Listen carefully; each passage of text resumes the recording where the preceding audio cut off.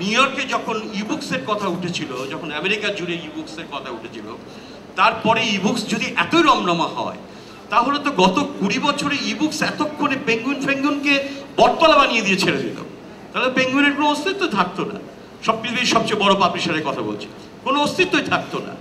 সুতরাং আমার যেটা মনে হচ্ছে, আজকে এরপরে অনিন্দ্যদের গান শুনবো, আমার মনে হয় ইবুকস তার বিপণন, তার বিক্রির ধরনটা যত রকমভাবে তাড়াতাড়ি হয় ততই ভালো, এ বিষয়ে কোনো সন্দেহ নেই, এবং সেটাকে আমরা নিশ্চয়ই সবাই ওয়েলকাম করছি।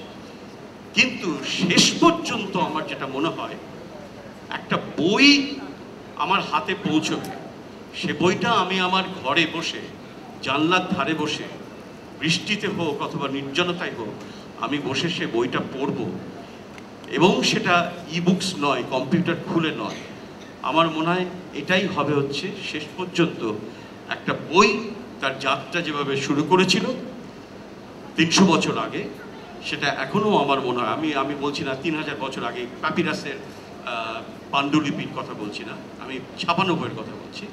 আমার মনে হয় সেই দিক থেকে দেখলে এখনো পর্যন্ত সবচেয়ে বেশি দীর্ঘস্থায়ী, অর্থাৎ 300 বছর যে বই, ছাপা বই টিকেছে।